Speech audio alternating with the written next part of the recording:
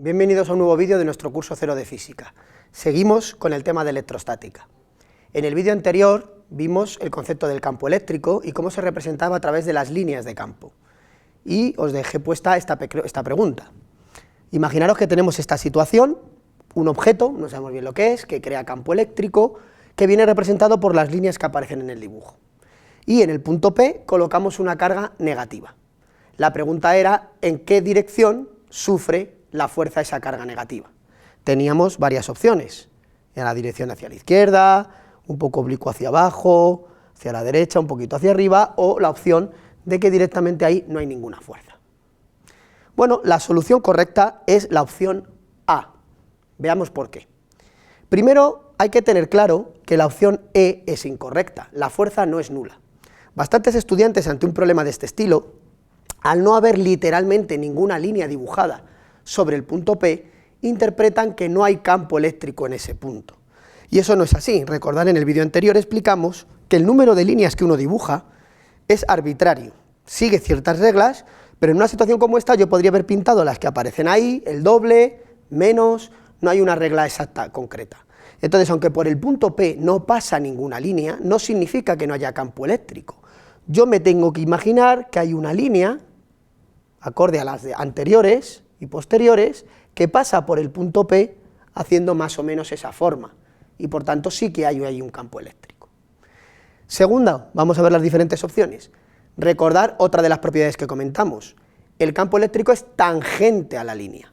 Entonces, si yo me imaginara aquí una línea, por ejemplo como la de arriba, haciendo esa forma, en un punto como este, el campo eléctrico es tangente a la línea, y justo en este punto, algo tangente es algo horizontal.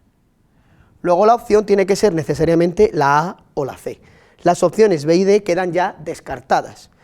Fijaros que las opciones B y D son distractores habituales porque son lo que uno pondría si está pensando en cargas puntuales que creaban campos eléctricos radiales, pero este no es el caso, esto no es algo puntual, porque no crea un campo eléctrico con líneas radiales, sino algo más complejo.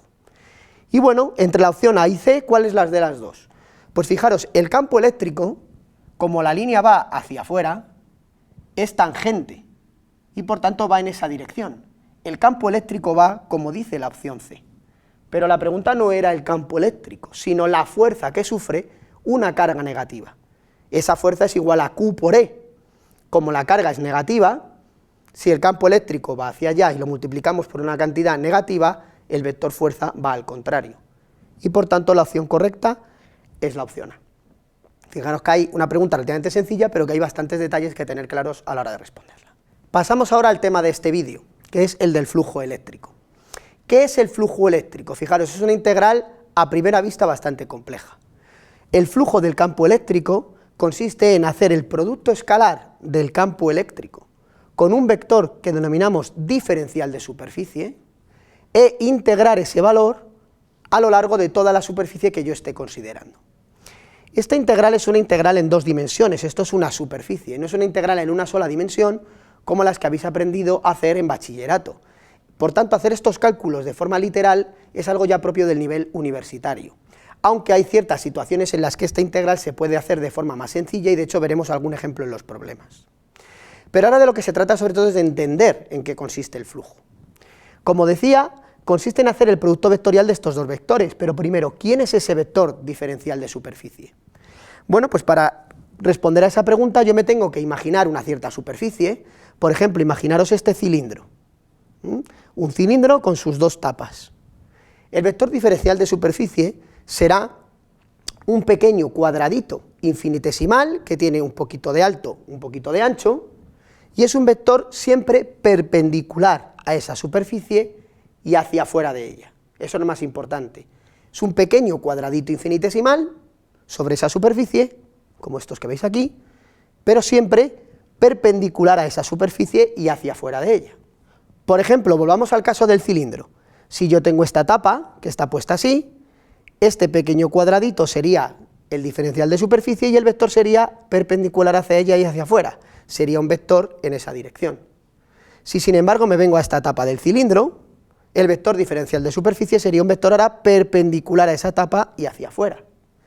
Y si yo me vengo a la superficie lateral del cilindro, que es esta cosa que va dando vueltas, Pues me tengo que imaginar un vector perpendicular a esa superficie y hacia afuera. Aquí iría así, abajo iría así, y por el lateral iría en realidad dando vueltas de esta manera. Si por ejemplo me imagino ahora una esfera, que en realidad es un caso más sencillo, el vector diferencial de superficie es simplemente un vector que partiendo desde el origen, digamos, iría hacia afuera de la superficie en dirección radial. Bueno, pues ese es el vector diferencial de superficie. Bueno, ahora que conocemos mejor quién es este vector, ¿qué es en realidad el flujo?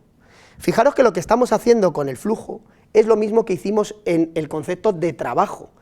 Cuando vimos el trabajo, vimos que era el producto vectorial de la fuerza con el diferencial de desplazamiento. Y decíamos que era proyectar un vector en la dirección del otro. Aquí estamos haciendo exactamente lo mismo.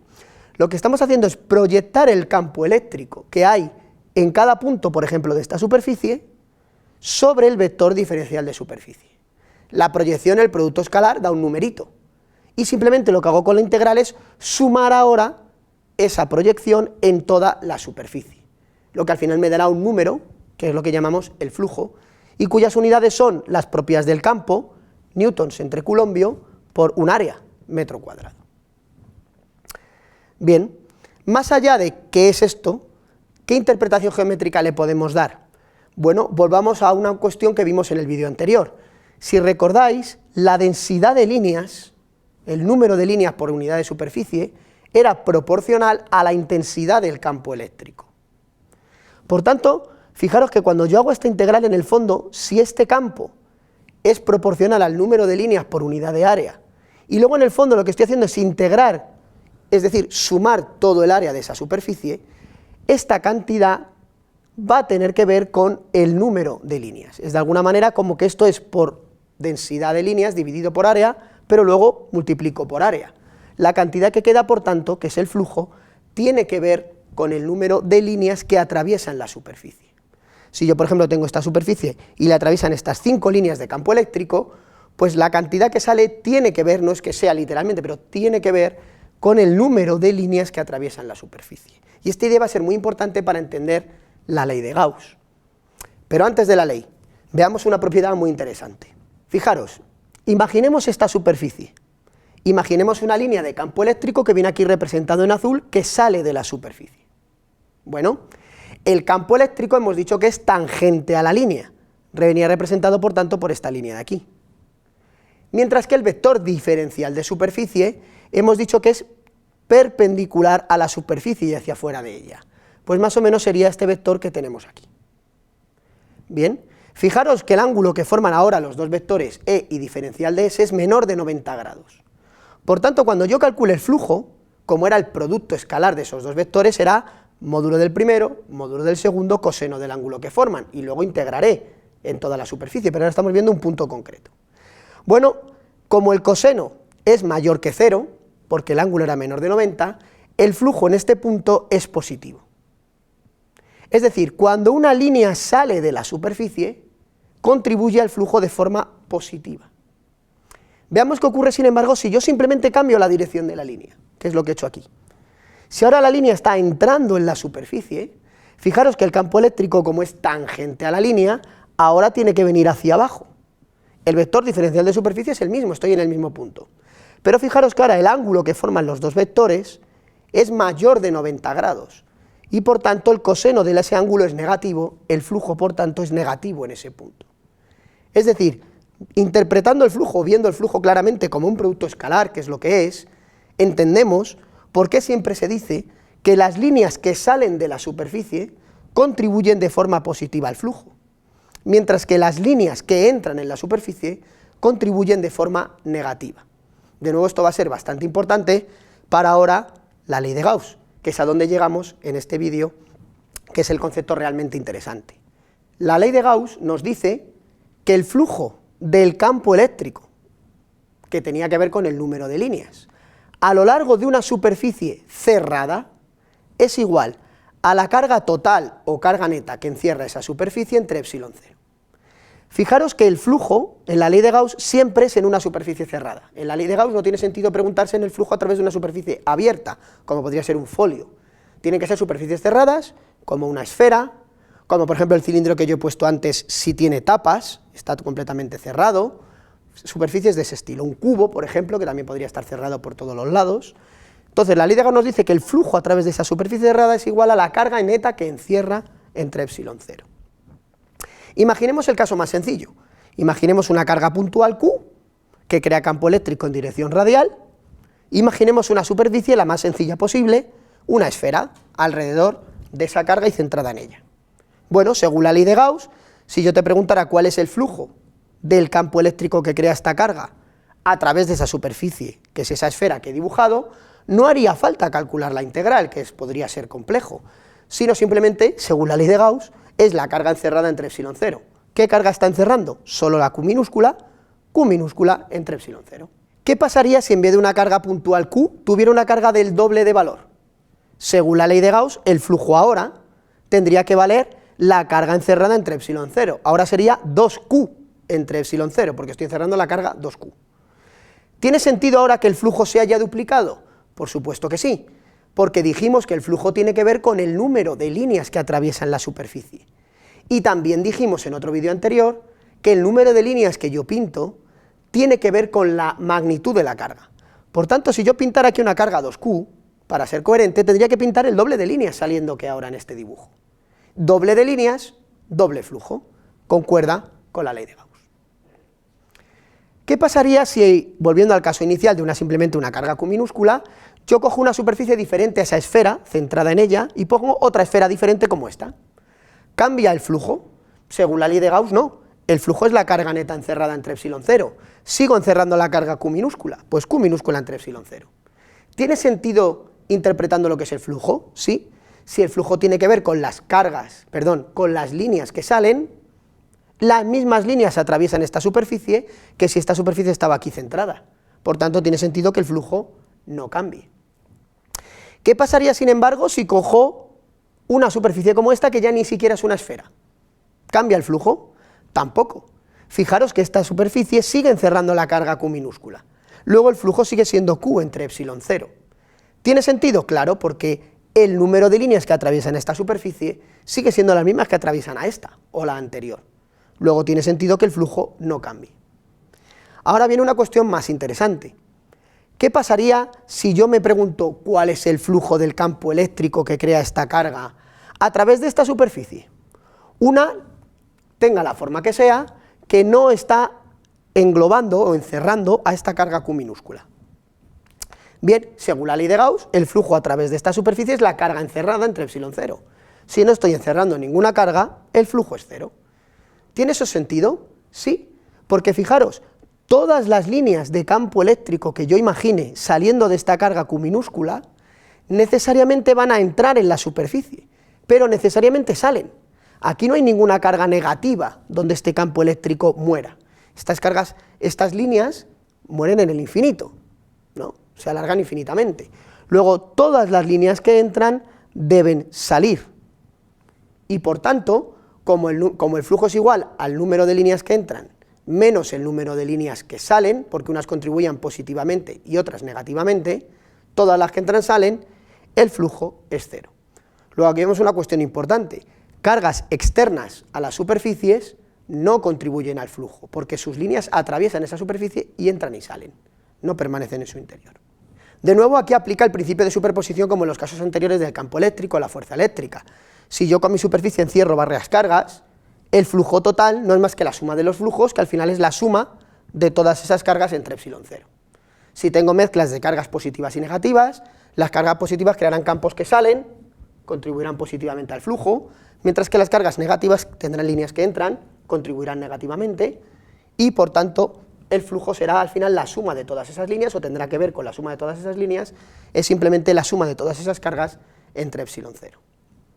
Para terminar, dos avisos. Cuidado, fijaros, si la carga neta encerrada en una superficie es 0, hemos dicho que el flujo es 0.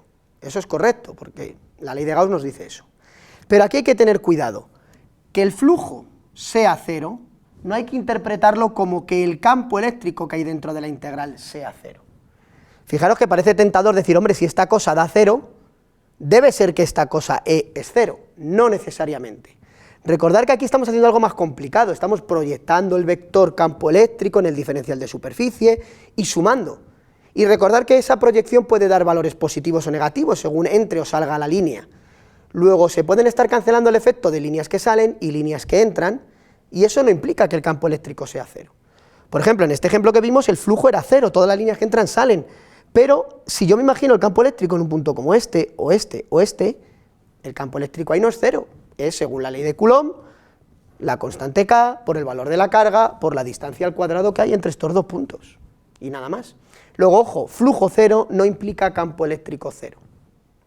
Y un segundo cuidado, fijaros, aunque al flujo del campo eléctrico solo contribuye la carga que está encerrada en la superficie que yo imagino, las cargas que están fuera no contribuyen al flujo porque sus líneas entran y salen, como hemos visto, el campo eléctrico que aparece en este lado izquierdo no es solo el producido por esa carga encerrada, sino que si hubiera cargas externas e internas, a este campo eléctrico están contribuyendo todas. Esto resulta bastante paradójico, o sea que aquí en el lado derecho solo influyen las cargas que están dentro, pero en el lado izquierdo este campo eléctrico es producido por todas las cargas que hay en el espacio, dentro y fuera de la superficie. Sé que esta idea resulta bastante paradójica y no es obvio verlo de aquí. Veremos en algún ejercicio cómo esta idea se puede interpretar y entender más bien a partir de algún ejemplo. Os encomiendo a ver los vídeos de problemas a este respecto. Por último, para acabar, comentaros que la ley de Gauss no solo nos sirve para calcular flujos, que es una cantidad que tiene cierta importancia, pero no tanto en física, como el hecho de que esta ley de Gauss nos va a permitir calcular el propio campo eléctrico de situaciones más complicadas que las de cargas puntuales, donde aplicábamos la ley de Coulomb, que era muy sencilla. Esta ley de Gauss nos va a servir para calcular el campo eléctrico, por ejemplo, de una carga repartida en un hilo, o de una carga repartida en un plano, o de una carga repartida en una esfera. Estos son, de hecho, los típicos problemas que uno hace en su primer curso universitario. También a veces los hacemos en segundo de bachillerato, y de hecho, en algún problema os haré algún ejemplo como ilustrativo un poco de cómo funciona la ley de Gauss en estos casos. Hasta aquí este vídeo referido a la ley de Gauss. Nos vemos en el próximo vídeo.